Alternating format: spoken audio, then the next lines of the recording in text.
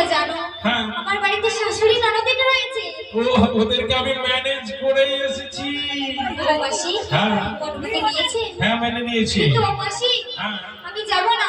কেন যাবে? জানো তো কেন যাবে? তোমার যে ওই কালো খনসে হ্যাঁ কথা দিয়ে কথা রাখতে জানে না গো মাসি।